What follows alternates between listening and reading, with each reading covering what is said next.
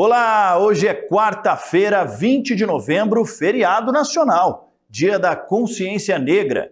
E hoje você vai acompanhar uma edição especial com uma reportagem sobre essa data e também uma entrevista com o presidente da Fundação Palmares, João Jorge. Fica com a gente que o Jornal PT Brasil já começou.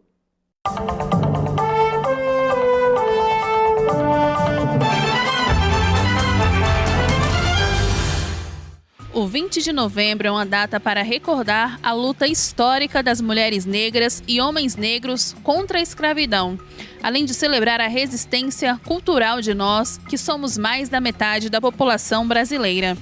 A data é uma oportunidade de fortalecer a consciência antirracista e refletir sobre as políticas de igualdade racial que o governo deve promover.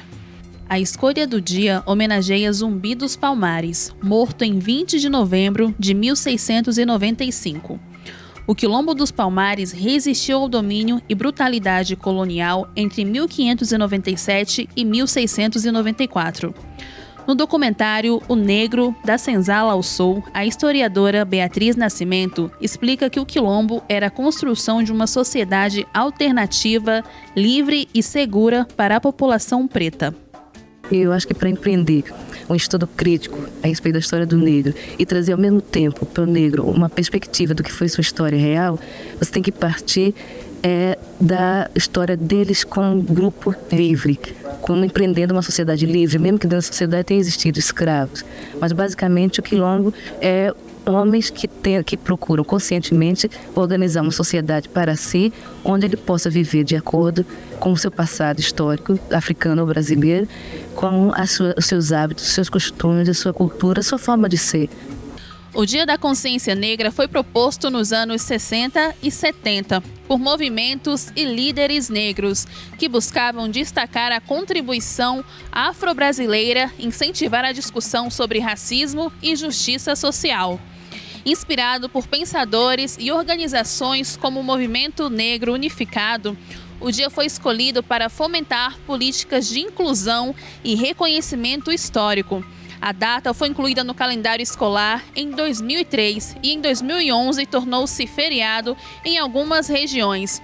Em 2023, o presidente Lula decretou o 20 de novembro como feriado nacional, reforçando a importância da data. A escolha do 20 de novembro como Dia da Consciência Negra representa contraste com o 13 de maio de 1888, quando a Lei Áurea foi assinada, encerrando a escravidão, mas sem assegurar direitos e inclusão para a população negra. Com a leitura da história sob uma nova perspectiva, é possível entender melhor as desigualdades e os desafios que ainda permanecem, como destaca a secretária adjunta da Secretaria Nacional de Combate ao Racismo do PT, Janaína Fernandes. Novembro é um mês importante que visa promover a conscientização, combater o racismo e a discriminação racial no Brasil. É um período importante para a gente refletir a nossa história, a nossa trajetória, as contribuições que a população negra tem com esse país e um mês também para celebrar as conquistas, principalmente na elaboração e implementação das políticas públicas de ações afirmativas, e eu destaco aqui algumas do campo da saúde, da educação, do trabalho e da cultura. No campo do trabalho, com a política de cotas, no campo da saúde, com a política de valorização da saúde da população negra, e na cultura, que versa desde as origens e a preservação das histórias dessas populações. No campo político, muitos avanços, principalmente no que diz respeito aos recursos de candidaturas negras, que têm contribuído de forma significativa para a eleição de parlamentares negras e negros. O governo federal anunciou em 20 de novembro do ano passado o segundo pacote pela igualdade racial. As ações envolvem programas de titulação de territórios quilombolas, apoio à educação e projetos de segurança alimentar e justiça climática. Também inclui iniciativas para a valorização da cultura afro-brasileira, como o hip-hop, além de parcerias em prol de uma sociedade mais inclusiva e antirracista.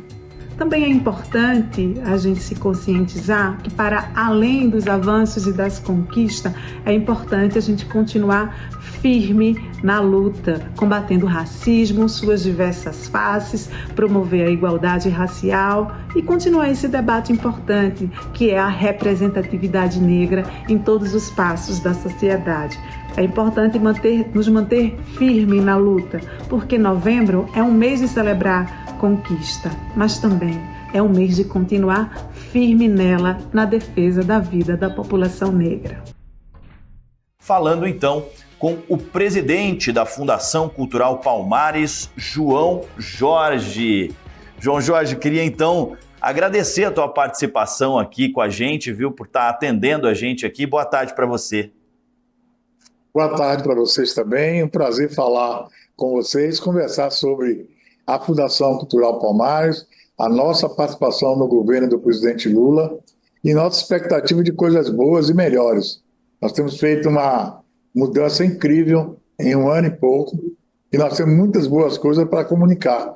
Sendo que no dia 20 de novembro, o presidente Lula assinou o feriado nacional, o primeiro feriado nacional em 400 e poucos anos do Brasil colonial. Brasil colonial, colônia, império, república, e nunca teve um feriado como esse. Então foi preciso chegar o governo do presidente Lula, o governo da ministra Margareth Menezes, a nova Fundação Cultural Palmares, o Ministério da Igualdade Racial, para que juntos a gente construísse uma data referência.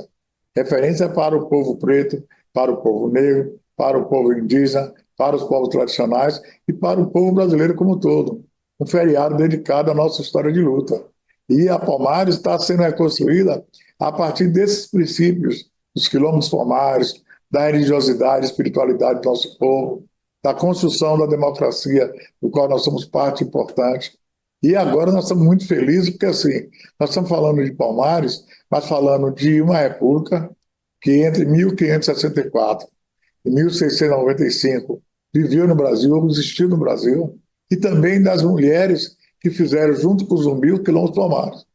Então parece pouca coisa, mas é interessante imaginar que nesses anos todos, a maioria das mulheres que estavam em Palmares foram pouco citadas, a Quatune, a Cotirene, Dandara, era muito mais citado Zumbi e Gangazumba do que as mulheres, sendo que uma delas deu origem ao Quilombos Palmares. Né? A Cotirene dá origem ao Quilombos Palmares, junto com a Alquatune e depois a Dandara. Mas o mais importante é que a República dos Palmares se parece muito com o Brasil do presidente Lula, do PT, dos movimentos democráticos, da esquerda brasileira. Palmares foi um lugar de negros, mestiços e brancos, foi um lugar de pluralidade religiosa, foi um lugar de autodesenvolvimento. O Brasil foi autossuficiente durante esse período e, ao mesmo tempo, um lugar de pluralidade religiosa. Por isso que eu digo que é uma primeira república nas Américas. E vamos lembrar que Portugal combateu Palmares, depois a Espanha, depois a Holanda e depois Portugal. A Holanda se queixava sempre de que aquilo era um perigo, ter uma república no Brasil autossuficiente, plantando, produzindo, distribuindo recursos e que deveria deixar de existir. E a Espanha e Portugal viram no Quilombos Palmares uma ameaça.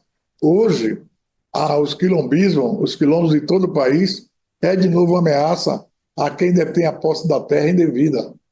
Então, a Fundação Palmares é uma fundação criada há 36 anos, que lida com patrimônio, com a memória, com os interesses da população brasileira, e foi muito atacada no governo anterior.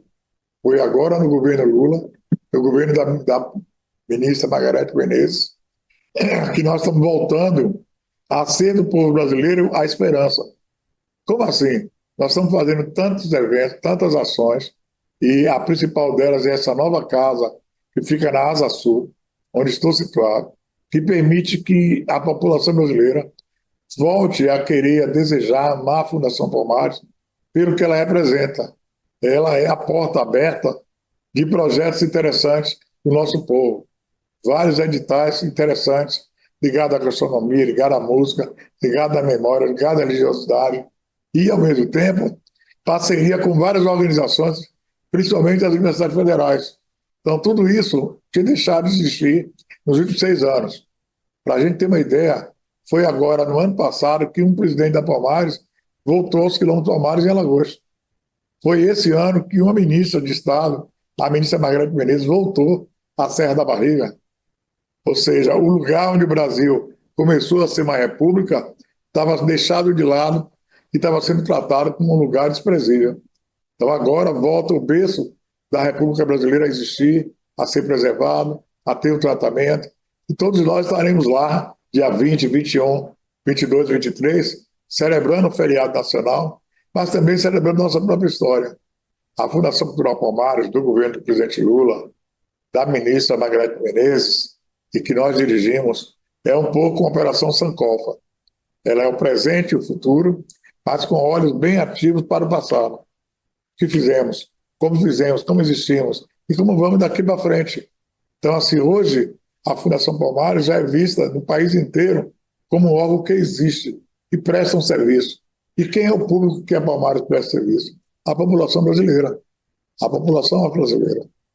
Nós lidamos com emenda, nós lidamos com editais, com orçamento ainda pequeno, mas queremos melhorar. E a tese é que a gente possa ajudar nosso povo a desenvolver a autoconsciência de que o racismo é algo que deve ser combatido.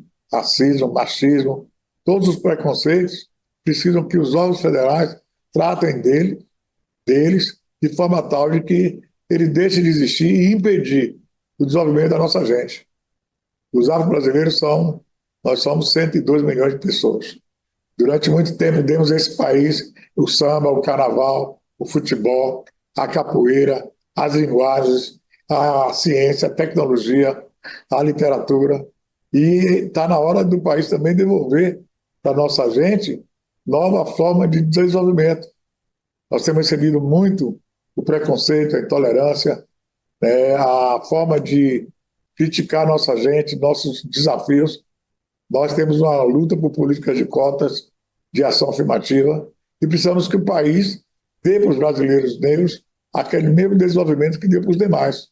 Não é possível ter 2 tipos de brasileiros. Um desenvolvido, que teve apoio do Estado, financiamento e tudo, e o outro que não desenvolveu. Então, assim, a Palmares é parte desse arranjo que o presidente Lula, de uma forma inteligente, combinou em trazer a ministra Margarete Menezes, que veio dessa luta, e também trazer um protagonista do movimento negro brasileiro, que tem sido a minha presença nessas lutas desde os anos 50. Eu estou há muito tempo lutando por democracia, mas não luto sozinho, eu luto com os partidos políticos, com a sociedade, com o movimento negro, e com a própria ideia de que essa luta ela é fundamental para o nosso desenvolvimento. Não há Brasil sem os negros. Não há Brasil sem a população negra estar desenvolvida. E não há Brasil sem que a democracia seja para todos.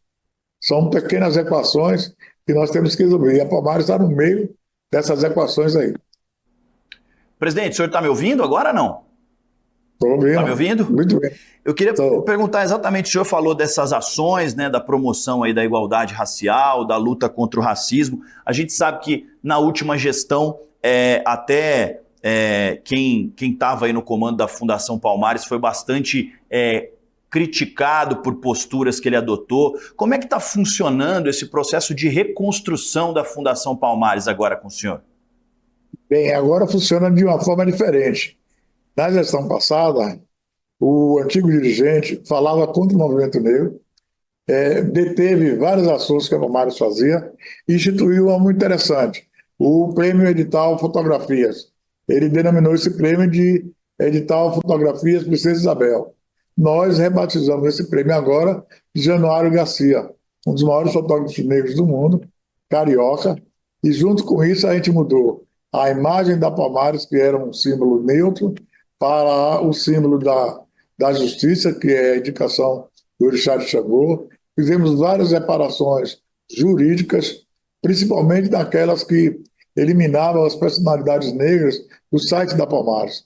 Então nós estamos ajustando a Palmares para ser o que ela era antes de uma gestão desastrosa, antes de uma gestão contra a população negra, para que ela continue sendo uma fundação que tenha referência com os líderes da comunidade negra, Zezé Mota, Benedita da Silva, Martinho da Vila, Abdias Nascimento, eram nomes que estavam na Palmares e que foram banidos. A Biblioteca Oliveira Silveira, uma importante biblioteca da cultura afro-brasileira em Brasília, teve muitos dos livros ameaçados de serem destruídos. E agora ela funciona nessa casa, com seus 9.000 volumes, se preparando para a digitalização do seu acervo. Então nós estamos fazendo várias medidas para que a Nova Palmares seja parte da pulsação do povo brasileiro.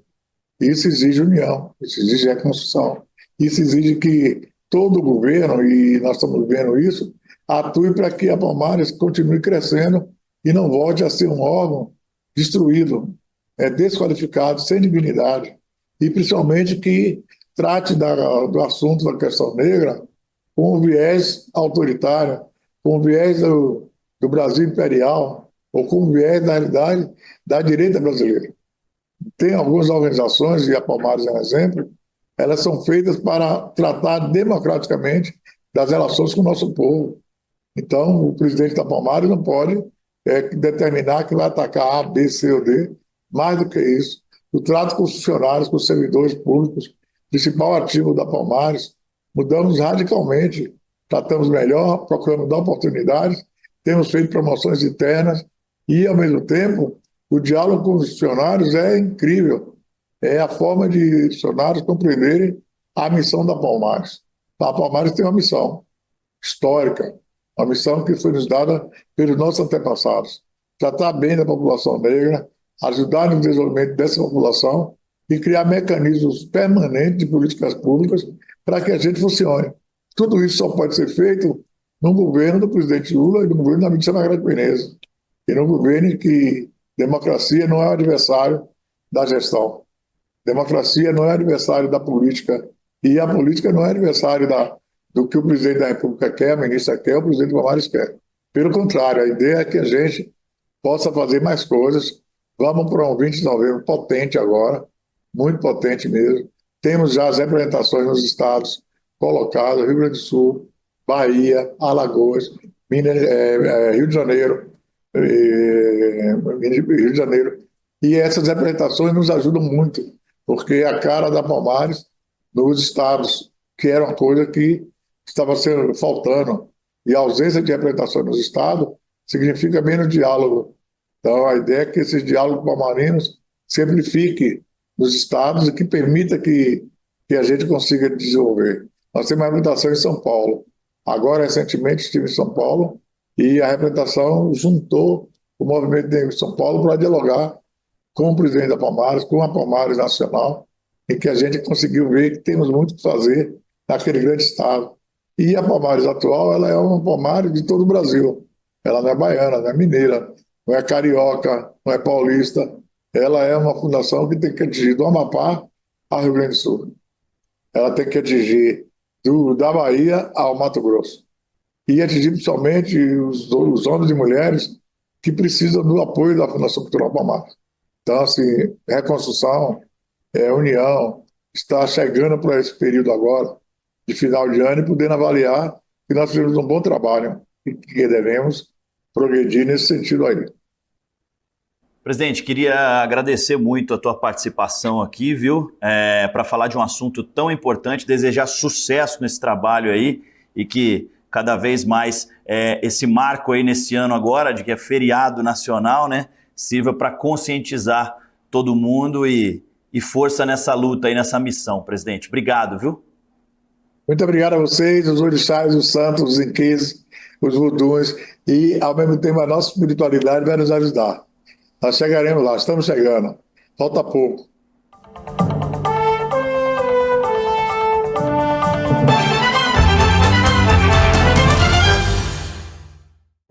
Comece suas manhãs com mais informação no Café PT.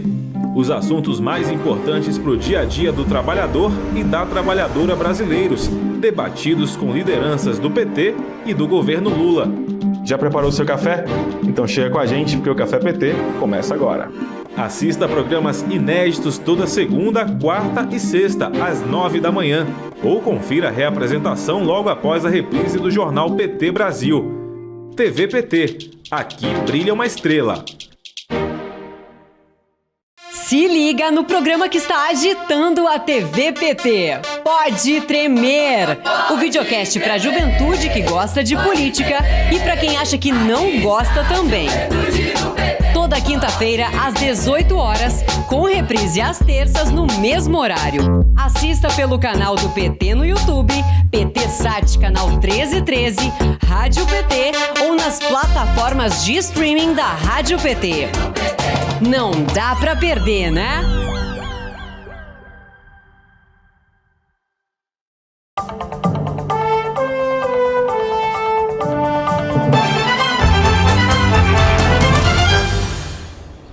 Olá para você que acompanha o Jornal PT Brasil. A gente abre este bloco para falar sobre a operação da Polícia Federal que deflagrou nesta terça-feira a operação contra-golpe para desarticular uma organização criminosa responsável por ter planejado um golpe de Estado para impedir a posse do presidente Lula e do vice-presidente Geraldo Alckmin, legitimamente eleitos nas eleições de 2022, e restringir o livre acesso do Poder Judiciário. As investigações apontam que a organização criminosa se utilizou do elevado nível de conhecimento técnico militar para planejar, coordenar e executar ações ilícitas nos meses de novembro e dezembro de 2022. Segundo a Polícia Federal, entre as ações elaboradas pelo grupo havia o planejamento detalhado denominado Punhal Verde e Amarelo, que seria colocado em prática no dia 15 de dezembro de 2022 para executar os já eleitos presidentes Lula e o vice Geraldo Alckmin. Ainda de acordo com as investigações, estavam nos planos a prisão e execução do ministro Alexandre de Moraes, do Supremo Tribunal Federal, que vinha sendo monitorado continuamente caso o golpe de Estado fosse consumado. 5 pessoas foram presas nesta terça-feira com autorização do Supremo Tribunal Federal, sendo 4 militares do Exército ligados às Forças Especiais da Corporação, os chamados Kids Pretos. O general de brigada Mário Fernandes na reserva, o tenente-coronel Hélio Ferreira Lima, o major Rodrigo Bezerra Azevedo e o major Rafael Martins de Oliveira, além do policial federal Vladimir Matos Soares. O general de brigada Mário Fernandes foi secretário executivo da Secretaria-Geral da Presidência da República em 2022 e foi também assessor parlamentar do deputado e ex-ministro da Saúde Eduardo Pazuello. Já o policial federal Vladimir Matos Soares é investigado sob suspeita de repassar informações sobre a segurança de Lula durante a transição de governo para as pessoas ligadas a Jair Bolsonaro. A Polícia Federal chegou aos alvos dessa operação ao analisar dados dos militares já investigados no inquérito.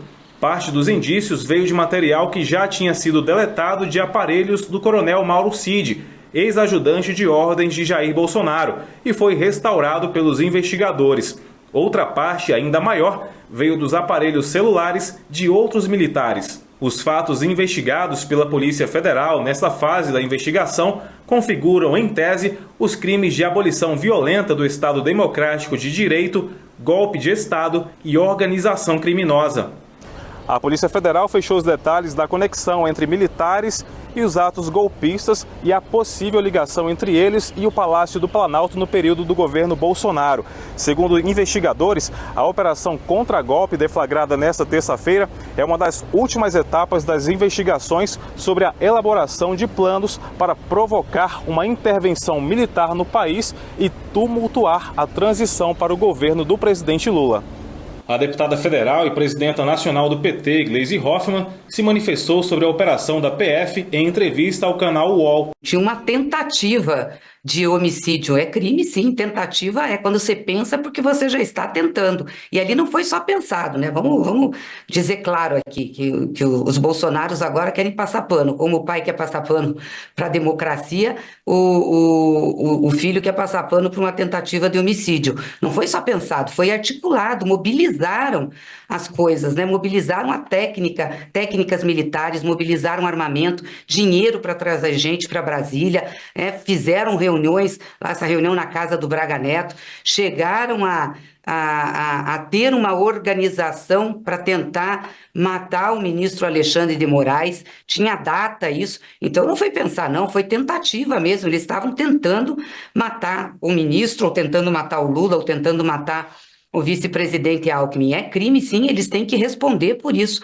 até porque eles estavam em funções públicas, né?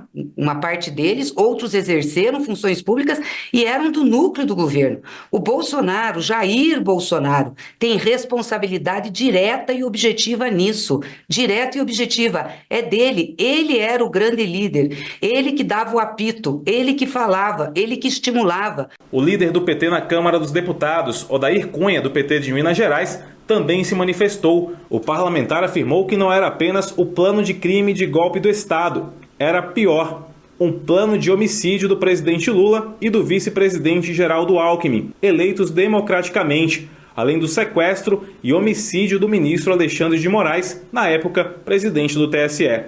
O líder do governo na Câmara, deputado federal José Guimarães, do PT do Ceará, afirmou que as provas das tramas realizadas na casa do general Braga Neto para assassinato do presidente Lula, do vice-presidente Geraldo Alckmin e de ministros do STF e de jornalistas, mais a minuta do golpe redigida e impressa no Palácio do Planalto com participação de Bolsonaro, são provas cabais do atentado contra o Estado Democrático de Direito e de crime de terrorismo contra autoridades da República.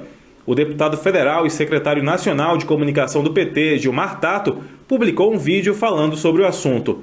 Pessoal, vocês estão acompanhando o desdobramento aí da Polícia Federal, prendendo vários generais, assessores direto do Bolsonaro. Inclusive o plano foi impresso no Palácio da Alvorada que o Bolsonaro residia. Bolsonaro vai ser preso, não tem como. Pessoal, olha só, o Bolsonaro tá faltando pouco para ser preso, querendo matar o Lula, o Alckmin, o Alexandre de Moraes. Esse povo não tem limite. Bolsonaro vai ser preso, vocês não tenham dúvida disso, é uma questão de tempo. Já o ministro da Secretaria de Comunicação Social, Paulo Pimenta, falou sobre a operação contra-golpe da Polícia Federal durante uma entrevista coletiva na cúpula do G20, no Rio de Janeiro. E nós só não tivemos uma tragédia por um detalhe, que poderia ter acontecido no 8 de janeiro, poderia ter acontecido no dia que eles tentaram explodir o aeroporto, e poderia ter ocorrido se essa operação Punhal Verde e Amarelo tivesse tido êxito. Com a audácia de matar o presidente da República e o vice. Vocês vão ver no relatório que eles falam na necessidade de aniquilar a chapa, então o presidente e o Alckmin, e sequestrar para tirar a vida do presidente do Tribunal Superior Eleitoral, Alexandre de Moraes. Segundo eles, havia necessidade de que os três fossem aniquilados, fossem abatidos, para que a ação criminosa pudesse chegar ao objetivo que eles esperavam. Em fevereiro, o ministro Alexandre de Moraes tornou pública a gravação de uma reunião de Jair Bolsonaro e parte de seus ministros em julho de 2022, na qual Bolsonaro insta os participantes a fazer alguma coisa antes das eleições daquele ano, ou seria tarde demais para impedir o que estava pintado, segundo ele, uma vitória de Lula, atribuída por ele a uma suposta fraude. O vídeo da reunião é parte dos elementos de um inquérito que investiga Bolsonaro e aliados sob acusações de tentativa de golpe de Estado e abolição violenta do Estado Democrático de Direito para impedir a posse de Lula. A gravação do encontro estava, segundo a Polícia Federal, entre os materiais apreendidos no computador de Mauro Cid, ex-ajudante de ordens de Bolsonaro. Na tarde desta terça-feira, a Comissão Executiva Nacional do PT publicou uma nota em que pede a punição para todos os envolvidos na trama golpista e nos planos de assassinato de Lula, Alckmin e Moraes. A nota classifica como estarrecedoras as conclusões do inquérito da Polícia Federal sobre os planos dos militares e apontam diretamente para o Palácio do Planalto, comandado por Jair Bolsonaro, o maior interessado na conspiração golpista para impedir a posse do presidente eleito e instaurar sua ditadura. A nota também afirma que as prisões desta terça-feira são um passo importantíssimo para a responsabilização dos arquitetos do 8 de janeiro e que a contenção do golpismo e do terrorismo da extrema-direita, no entanto, exige que todos os envolvidos sejam processados e punidos, a começar pelo chefe e seus cúmplices mais poderosos, civis e militares. A nota conclui pedindo a punição para todos os envolvidos na trama golpista. O Jornal PT Brasil de hoje termina agora. Obrigado pela sua companhia e participação. Ótimo feriado para vocês E amanhã a gente se encontra no mesmo horário. Continue com a gente pelas redes e até lá. Tchau!